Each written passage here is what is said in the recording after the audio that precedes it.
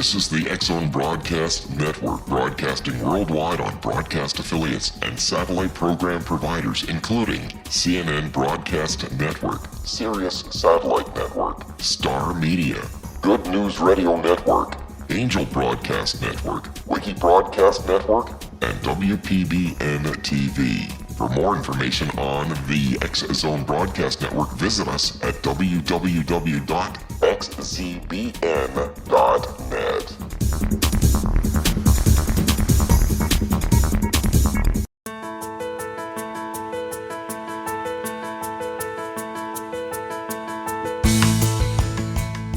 Hi, curious minds out there in our ever-expanding radio land. Welcome to CCBB, Connecting with Coincidence with Dr. Bernie Beitman, MD. That's me. This is the only radio show in the world dedicated to the study of coincidences, synchronicity, and serendipity.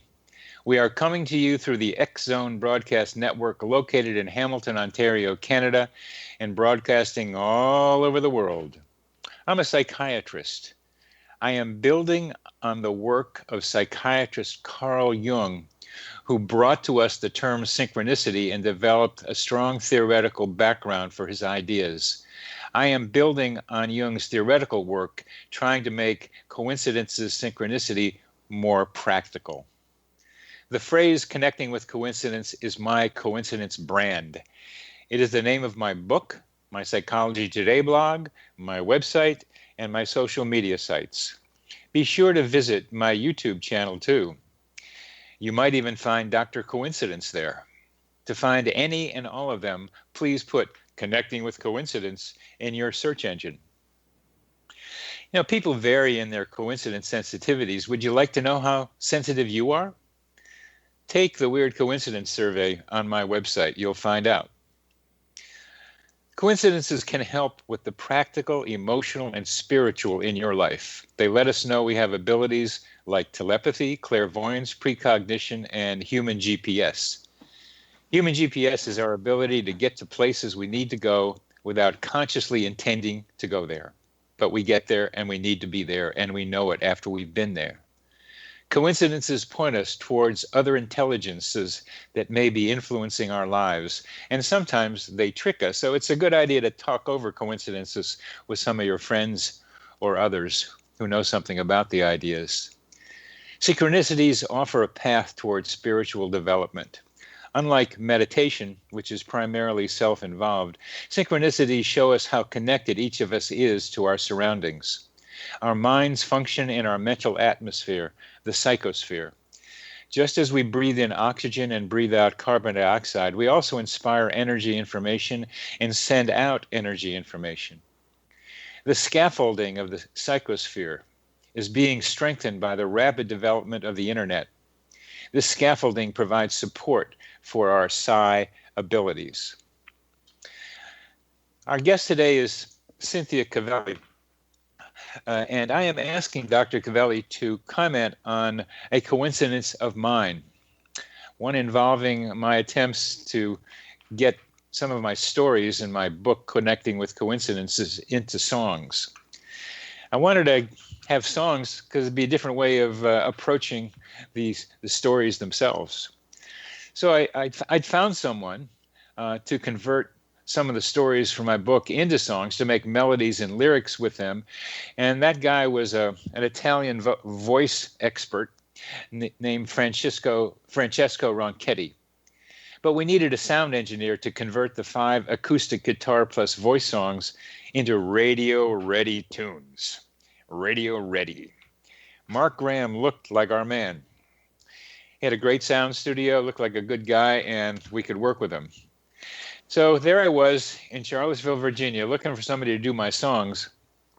And I had come from Columbia, Missouri, where I'd been chairman of psychiatry and now had been in Charlottesville about 8 years. So Mark told me about his medical problems. A lot of people do that, tell doctors their medical problems. So he started with telling me his. Ever since he was a child, he had episodes of uncontrolled vomiting. Sometimes these episodes lasted for hours or days. His parents took him to the Mayo Clinic and several other places, but no one knew what to do except put him to sleep for 2 or 3 days in the hospital and let it pass. was some kind of long-standing seizure once it got going, and the only way to take care of it was put him out. Mark would show up in the emergency room dehydrated, in deep distress, asking for narcotics. The ER people thought he was a narcotics abuser in withdrawal. Narcotics really helped him. They sedated him, relieved his anxiety, and slowed down the pain of the vomiting. But they usually discharge him with nothing. So here's a guy who could really be treated well, and they give him nothing. Eventually, he ran across a paper describing what he had as cyclical vomiting syndrome. I asked him if the name of the author of this paper was David Fleischer. He had thought so. And this was the coincidence. I had worked with David Fleischer on cyclical vomiting syndrome at the University of Missouri. That blew me out because here we were so at such a distance from each other, and many years previous, because I'd been about 20 years ago that I worked with David Fleischer, running into a guy who's going to do sound engineer our songs. And as we come to the end of this segment, I'm going to be asking Dr. Cavalli in our next segment to give me some of her ideas about what this means. And particularly, it was the question I had for myself about it was, should I become his psychiatrist? Because I'd met him in a professional way, his professional way, but I could give him alprazolam, Xanax, that he could take as needed right before he started vomiting, and that probably would have helped him a lot. So should I use this as an opportunity to help somebody in distress? We will be back after a short break.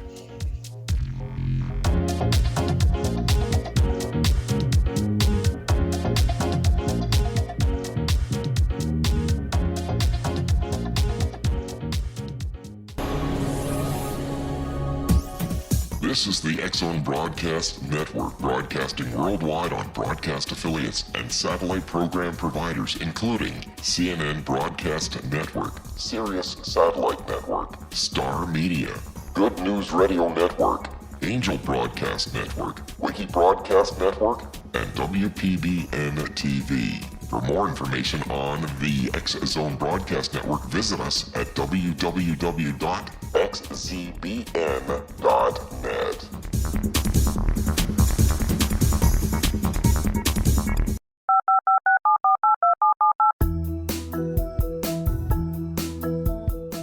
Did you know that when you're on the road with limited data or Wi-Fi, you can still listen to the X-Zone Radio Show with Rob McConnell, The Science of Magic with Gwilda Wiyaka, X-1, Dimension X, Space Patrol, and every minute of the X-Zone Broadcast Network by calling 213-401-0080, courtesy of Audio Now. No smartphone, app, or internet needed. It saves your data plan, and it's free if you have unlimited minutes. Call 213-401-0080 to listen on any phone, anytime, anywhere. Remember 213-401-0080 for the best of the paranormal, parapsychology, and sci-fi radio programming anywhere, 24/7, 365.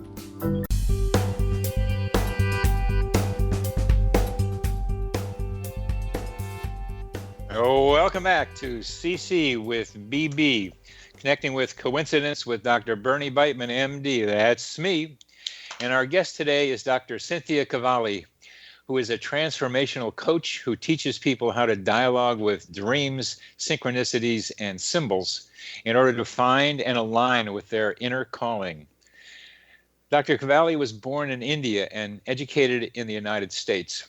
She has an eclectic background of education and experience that includes a Ph.D. in human systems and organizational development, an MBA, a BS in physics, and 3 decades in aerospace as a system engineer and project manager. What a spectrum of experiences. Dr. Cavalli's doctoral research explored the experience of meaning in life-changing synchronicities from the twin perspectives of Jungian psychology and that complex thing called complexity. Great to have a systems engineer studying synchronicities, Cynthia. The field needs more rigor, and Cynthia, you are bringing it. Welcome to the show. Thank you so much, Dr. Beitman. You're welcome. Glad to have you here. Now, what do you think? Let's go through how you would give our audience a sense for how you would approach my coincidence or my synchronicity. Well, so first of all, it would matter, it would make a difference whether you were coming to see me as a client or Mark was coming to see me as a client. If it was you and you were coming primarily with this story, that would be extremely relevant. That would be extremely meaningful. That's the way I'm asking you to think about it, please. Okay, all right. So you asked the question, you were wondering if you should maybe offer help to Mark as a patient, Yes. to see him as someone needing help. And I would say that's how I would read it right off the bat. That would be intuitively how it would feel to me, because what are the odds that he suffers from this condition, has not really been treated so far, and then just through completely other circumstances finds his way to you? I would be highly inclined to read the situation that way. And beyond offering him the medicine that could help him, you could also offer him a perspective, and maybe even then begin to work with the physical malady in symbolic way, looking at it as if it were a dream, looking at the elements of it, the vomiting, the cyclical vomiting, might be the triggers from more of a psychological perspective. What is going on in the psyche of this individual? What might psyche be trying to convey through the images of the disease that he realizes in his body physically? That would be, I think, a really, really fruitful line of inquiry to work with him. I get a little nervous about taking as patients people who I've met outside of the usual referral network. I've had two of those happen. The second one was I think I was helpful to the person for a short period of time. It was a coincidence that brought us together. And the first one was a person I saw for several years who ended up committing suicide. And so that and I don't think it was meeting her the way I met her. It was I met her somehow outside of the usual way of referral. And I don't even remember now. So that's where I get a little nervous about it. Is there anything else in the story that would make you think that that I should take this up offer him my services as a psychiatrist? Well, the fact that you have expertise in the area of his need is very compelling to me. Yes. And he found you completely as if it was the universe that guided him, if you want to use that kind of language. Something brought you two together, and it may have been some form of fate, and that's not a trivial matter. So, and I totally understand the concern you have, that's a tragic thing to happen, have a patient who comes to you this way and then eventually commits suicide. That would be very hard to dismiss, and you have to take that seriously. But every patient's different. And every situation is different. So let's say I am the client here and not Mark as much. And I see it from Mark's perspective, and that's the way we're talking about the universe in some form or another. You could say brought me to him because he didn't come to me. I sought him out, looking for a sound engineer. So I would ask you to comment on it in the context of what I was looking for from him, which was to help convert guitar and melody into a full-fledged radio-ready song. Well, first of all, that's fascinating. I love that you were looking outside of the conventional talk format or even book format, but you were looking to use music as a medium for conveying the messages behind the potential messages behind synchronicity. I love expanding, and using the full spectrum available to us in terms of communication. And so I like that idea already. And I'm really curious where that idea came from. What sparked that in your imagination? Because maybe you could say a little bit about that.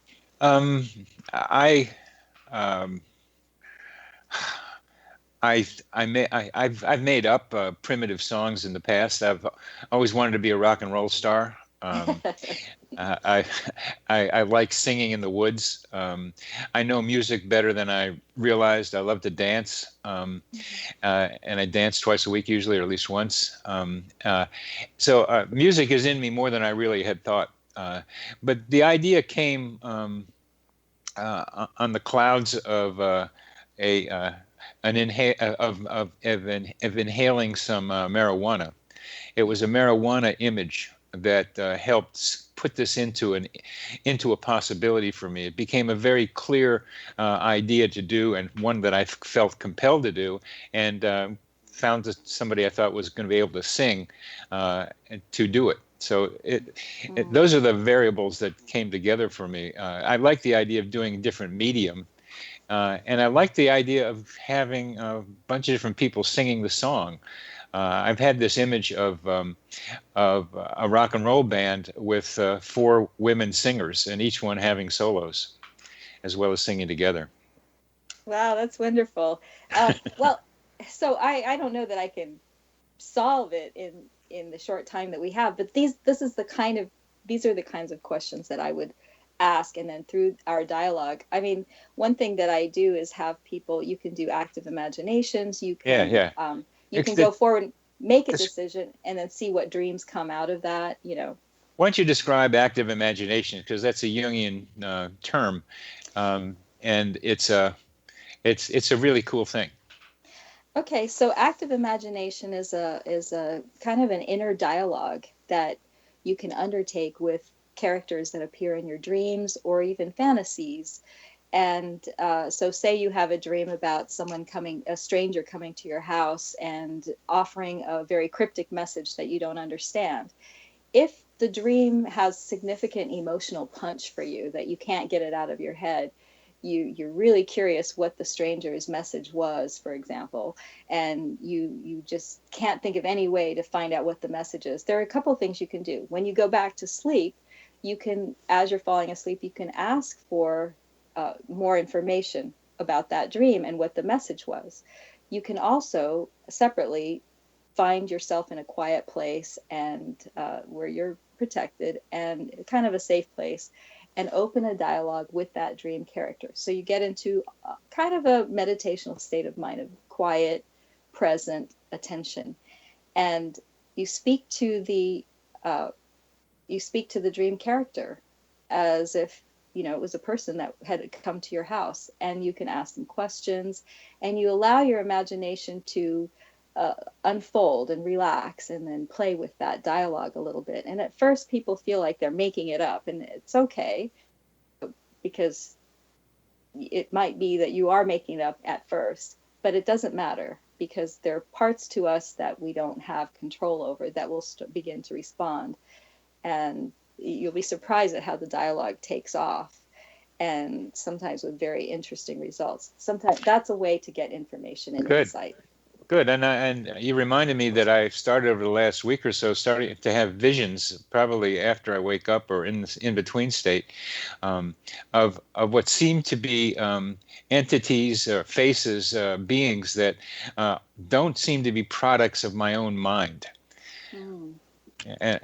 And I think that I'm going to start having dialogues. It's kind of having to get used to that this thing doesn't seem like it's exactly mine. It's still partly mine, but it's still something else.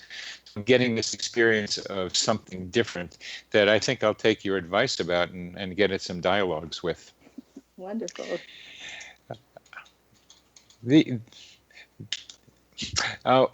What aspects of synchronicity do you find most fascinating, and what's the most radical implication of synchronicity for you? So when I was first, I'd known about it for quite some time, but when I was first digging into it and thinking about doing my research on this subject, I was really struck by this idea of meaning as a connecting principle. That's radical coming from a scientific perspective, because meaning is always associated with human beings, strictly speaking, and any hint that there might be something objective in nature that is meaningful is kind of blasphemous, right? So that idea really struck me. It also struck a hopeful note. I was like, that seems too good to be true. It's like wishful thinking. And yet the more I studied people's experiences of synchronicity and how it weaves its way through people's lives, and from my own experience too, I could see how meaningful events do seem to converge regularly for individuals.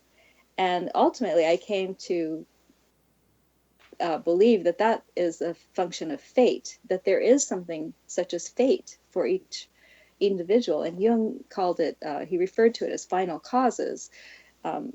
It's and we know that this is true even in scientific terms. We know that, when you have a acorn, that ultimately that acorn is intended to become an oak tree. When you have a baby, it's ultimately intended to become an adult version of whatever that is. And that doesn't guarantee that that's going to happen, but that's the hope. That's the whole idea in a baby. It's not going to stay a baby. So there is an idea of fate even in the scientific paradigm. And what I found with the stories that I collected from all the participants is just how much that fate played a part and how intelligent and dynamic that fate was. It's not a cold concept or just a construct by any means. It's as if it is a god or a goddess, and that you could even dialogue with your fate and come to a meaningful relationship with it in your life. I can't argue with final causes or first causes. I am looking at the interim relationships, just like a systems engineer might look at the outcomes, but I want to look at what the variables are that get you there. And the idea of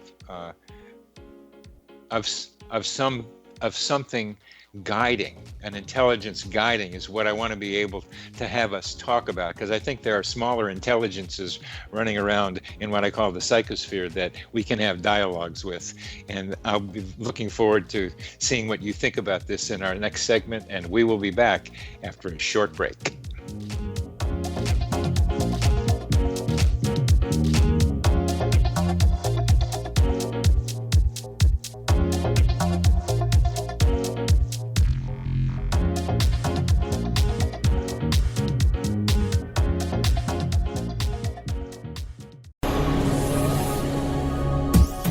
This is the X-Zone Broadcast Network, broadcasting worldwide on broadcast affiliates and satellite program providers, including CNN Broadcast Network, Sirius Satellite Network, Star Media, Good News Radio Network, Angel Broadcast Network, Wiki Broadcast Network, and WPBN TV. For more information on the X-Zone Broadcast Network, visit us at www.xzbn.net.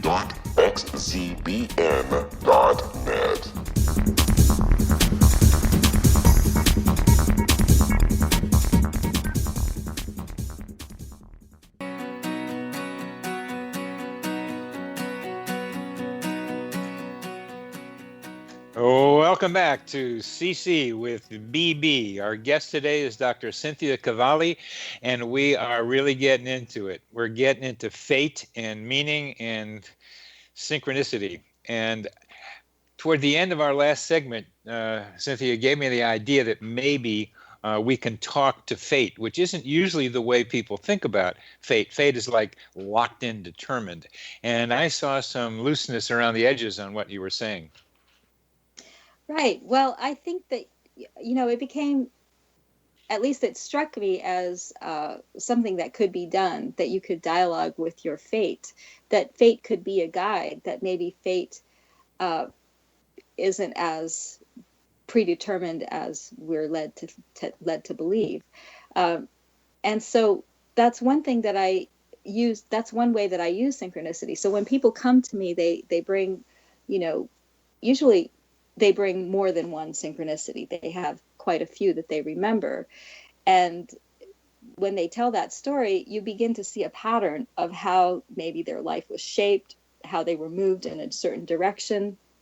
And from that initial starting point, you can ask them, what I like to do is fantasize around those events, dialogue around them just between the two of us. How would what does that mean to you? How did it make you feel? How would you like your life to go? Did they follow the urging, or did they move in a different direction, and maybe now fate is pulling them gently back to a certain direction that they had left. So there are all kinds of ways to use. You asked about it in the interim, besides the beginning and the final cause, what's going on in the middle. And the thing about it is, it's not an efficient process, right? In our usual way of thinking of efficiency, it's not necessarily fast. It's not necessarily immediate. You hold it in your mind, and you hold it in a kind of a corner of your mind, in the back of your mind, so to speak, and you hold it there. And as you're holding it there, things are revealed to you, and you could miss them if you're in your directed mind, where you're in your day-to-day life and you're living your life fast, and things have to be fast and efficient. You could miss it. So having a meditational practice or space where you're quiet and reflective is really, really important. And once you start doing that, and giving yourself space around when you're waking and sleeping, when you're falling asleep and waking, if you're on a tight schedule and you wake up to an alarm clock, you could miss that moment of attention where you're actually present to realities that are larger than what we normally deal with in our waking lives. Is this helping? What you're saying is so practical. That we can find little windows during the day, and in a couple of different places, that allow us to tune in to what's not our rational, straightforward mind, but open up to what I use the word psychosphere. That a lot of people use it, and a lot of people use different names for it. I just use it because I want to keep it to the Earth's atmosphere rather than talk about universe, which is a little large for me. I think it may be a hologram of the universe, but I don't know that. It's just a simpler place to be able to think about. So being able to open up to the psychosphere and small windows. And I would say that I could add a simple way of describing what you just said, that during transitions, honor the transition. Honor the transition, because in that transition, if you stop, like even just coming home from work and coming into the house, that's a place to be able to honor the transition. Before eating, that's a place to honor the transition. That at waking up, going to sleep, honor the transition. You're giving us clues that you don't have to go into deep meditative states only. You can take a glimpse, and you'll get something sometimes in those interim states. Yeah, I really like that idea of transitions, because that's exactly what we're talking about. And I think maybe in earlier times, maybe much, much earlier times, we did have rituals for those kinds of transitions, for waking and greeting the sun, for example, or being present when the sun goes down and recognizing that the day is closing, saying grace before meals, any number of things that people used to do regularly, we've lost in our ultra efficient world where we move from thing to thing. I mean, even as simple as when you wake up and you realize you had a dream, but the phone rings, or you realize you have a deadline, or the alarm goes off, and suddenly that whole life is gone. That whole other aspect of our being is completely washed away. So it's really important to honor those transitions. I completely agree. What I found is that there are different states of attention, and there are different things you can know, that it's possible to know in different states of attention. And the waking and falling asleep and the daydreaming state are rich with potential insights, and I think they're also peopled with other beings that are different than the kind that you might meet in waking reality, where you're driven and you're goal oriented. What are these other people by what other beings? What do you mean? Well, you could call them beings. I seem to do well when I personify whatever I encounter. Yeah, that's a good But idea. Yeah. so it's easier for me to envision it. So I'm just talking about, things like fate, things like the meaning that I found in synchronicity. I began to realize that there can be, in doing this work, I had to do some really, really deep reflection, and I had to do it in the middle of the night, because then the whole world was very still, and I could be very still also, and then I began to experience meaning as if it was a live thing, a person. And maybe that's, the original idea behind archetypes. You can look at the gods and goddesses as archetypes, as personifications of the archetypes, and kind of see how they might move through our lives and influence our actions in some way. This meaning as a person. Now, one of the problems I've had with the Jungian version of archetypes is that processes are not generally included. It's mostly like kings and queens, or mothers or fathers, and it's more nouns than verbs, is what a simple way of saying it. And here, meaning is both a noun and a verb, and meaning is as a living, as to you, a living entity. I want to get a better sense, and have our listeners have a better sense of this personified meaning, this archetype of meaning that you encounter under certain circumstances. Okay. Yeah. So I think of the archetypes also as dynamic and active, rather than, just merely nouns that represent some concept. And anyone under the spell of an archetype, when it takes you over and you're kind of possessed by it, you become the action verb of it, right? So this idea of meaning as a goddess, that really wasn't in my head at all. I was just struck by how dynamic and intelligent a process that kind of meaning is, and it is both a process and a noun, you could say, because the way I could see it moving through people's lives. Jung had said that Jung was realizing from his research that meaning appeared to be a connecting principle every bit as much as cause and effect. So these were the two ways that he saw that reality was organized. Reality is organized by both cause and effect, and by this meaning that was outside of human meaning making. We can look at something that happens and say, yeah, I can see the meaning of this, or I can create meaning out of this event. But it appeared to him, from all his experiences and patients coming to him and telling him their stories, that meaning is also something that acts outside of them, beyond them, and connects events in a meaningful way that have nothing to do with cause and effect.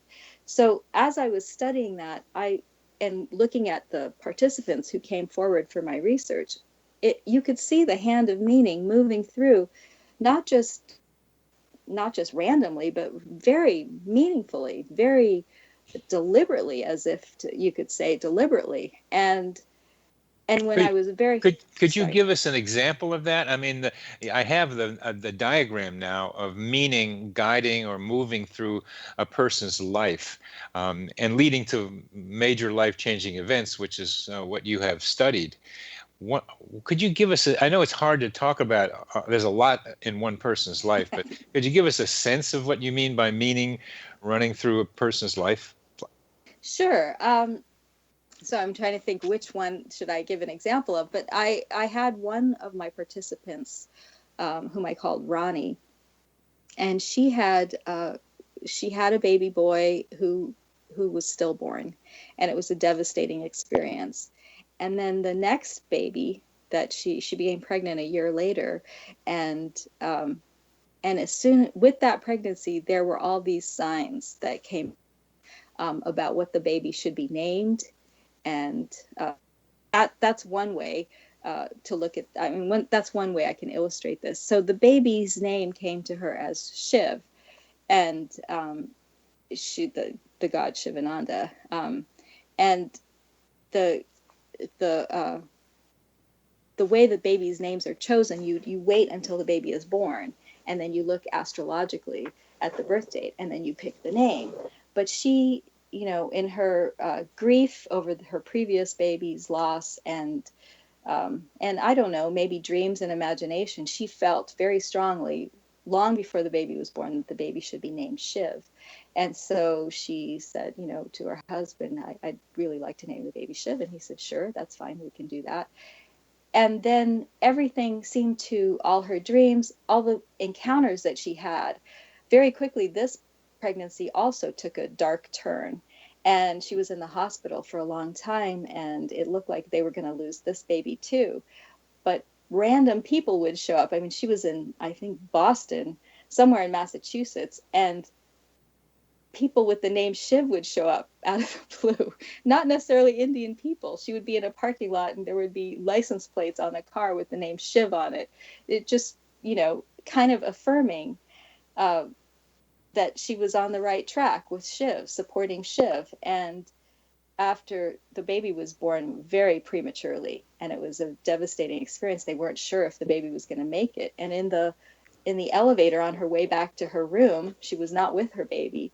A young, strapping, tall doctor walked in, and she looked at his nameplate, and it was Shiv. And it just gave her a sense of that's one day how her son could be. I hope this is a good example. She went to the temple, and her baby was still in the ICU, and there were Shivs. I mean, no, that's more of an India context. Yes.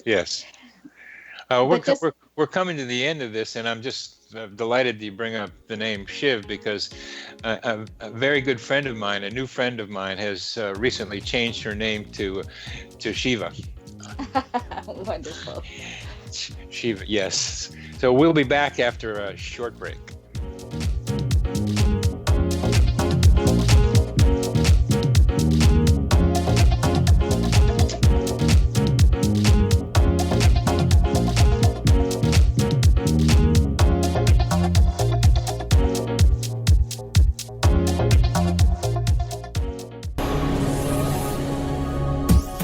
This is the X-Zone Broadcast Network, broadcasting worldwide on broadcast affiliates and satellite program providers, including CNN Broadcast Network, Sirius Satellite Network, Star Media, Good News Radio Network, Angel Broadcast Network, Wiki Broadcast Network, and WPBN TV. For more information on the X-Zone Broadcast Network, visit us at www.xzbn.net.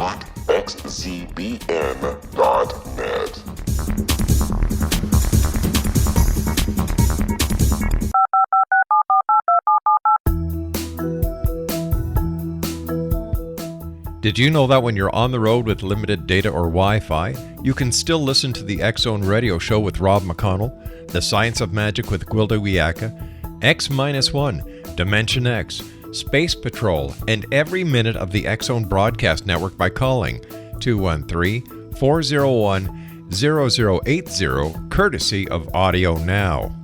No smartphone, app, or internet needed. It saves your data plan, and it's free if you have unlimited minutes. Call 213-401-0080 to listen on any phone, anytime, anywhere. Remember 213-401-0080 for the best of the paranormal, parapsychology, and sci-fi radio programming anywhere, 24/7, 365.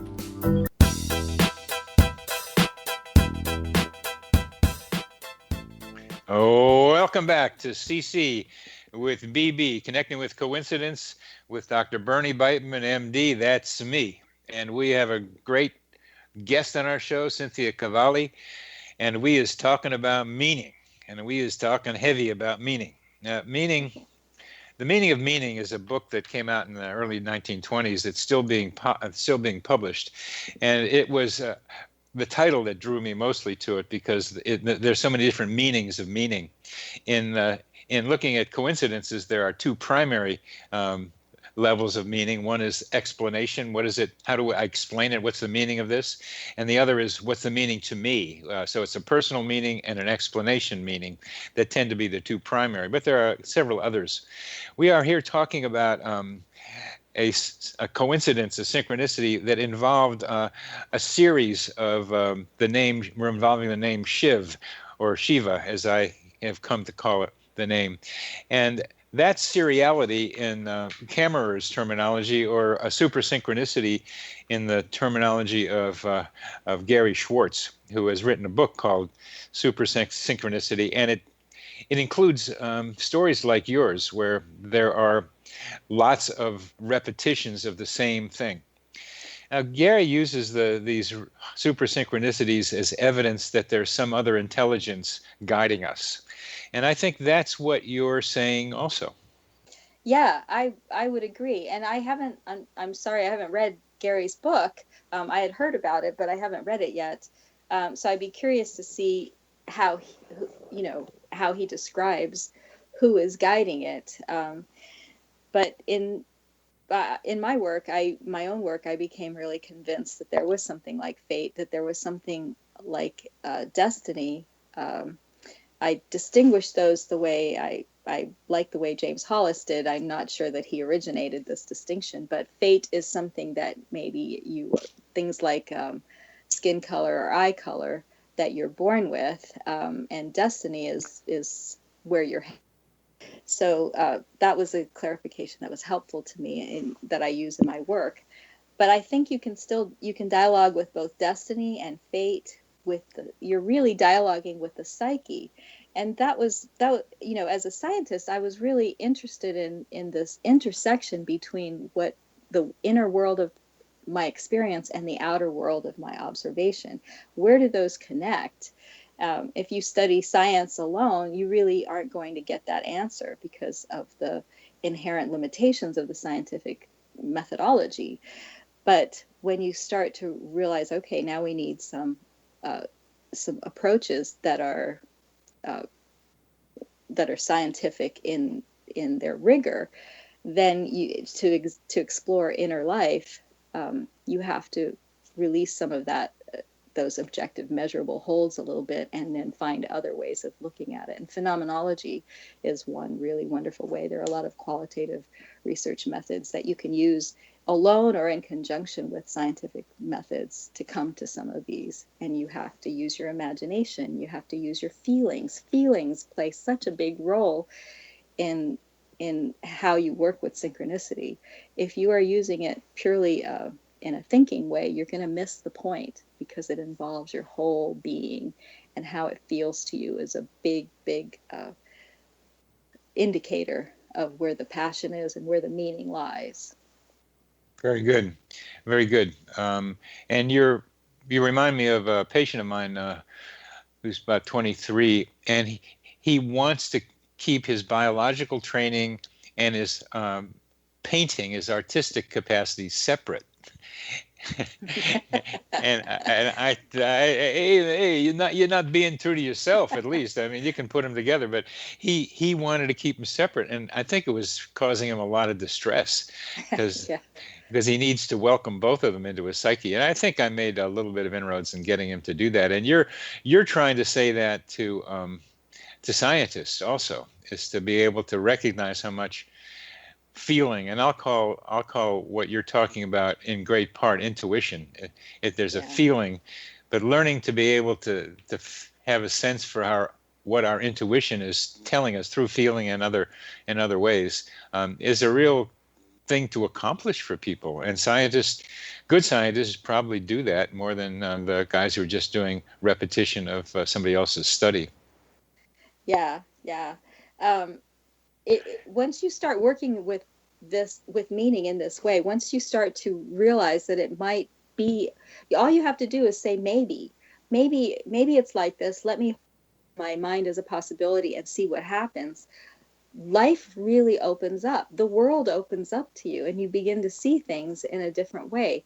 But you have to allow the possibility. You have to open the door. If you keep it closed and say, well, prove it to me, you're not going to get anywhere that way. If you say to someone, prove to me you're so-and-so, you've already shut the door in their face. So you're going to get a very different experience than if you say, okay, I'm listening, I'm watching, show me who you are. You're going to get a very different thing. My favorite one of those is prove to me that you love me. Well, right. You've already lost. You've already lost. Yeah. How has the study of synchronicity changed your life and your perspective on life?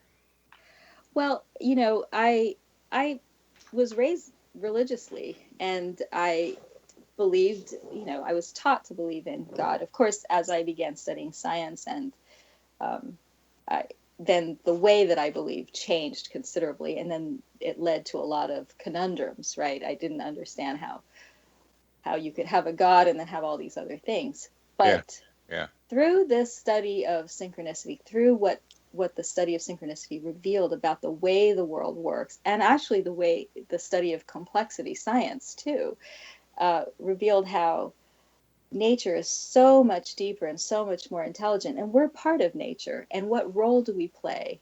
It really brought out the whole idea of consciousness and how consciousness plays in the world and what's going on there. It changed my life. I mean, looking at these stories of synchronicity that people brought forward, the way that fate played in their lives in remarkable ways, was exciting. And I thought, it's too good to be true. Can it really be that we really can't screw up our lives? That really there's a way to move through all of this in a with purpose, and that brings the whole thing together, and we're having fun at the same time. Or even if we're having tragedies, we still know who we are, we still know where we're going. Is that really possible? It seemed like better than fairy tales, right? But that's the having fun. That's been a major thing for me to try to be able to do. Is that why not? Why not have fun? And the kind of fun that I enjoy a lot, if not the most, is learning. And that's learning about how things work and how I fit in with it and how I might work with what's around me. And constant discovery, sometimes painful. Sometimes I don't want this to be this way, but this is this way, and I embrace it and keep learning.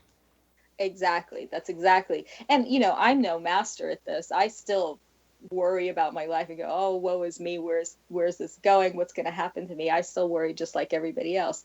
But when I remember and look at the stories, I think, no, it's going somewhere, and it's going somewhere. It might not be great for the physical me that's living in this world in the terms of the way I used to think about good and bad, but it's always going somewhere meaningful. It's always going somewhere that can deepen my experience of life and deepen my understanding of consciousness and my level of consciousness, if I let it be. If you let it be. Have you run across coincidences, because I have, coincidences or synchronicities that are trickster-like, that they can give you the wrong idea about what to do? Oh, sure. So there's always a danger that we misinterpret it, or that we even misinterpret our dreams. And fortunately, it's a dialogue, not a one-time, oracle question where you go and ask a question. Your dreams will come back and show you that maybe you were you got it wrong. They'll give you more information, or a life event will happen where.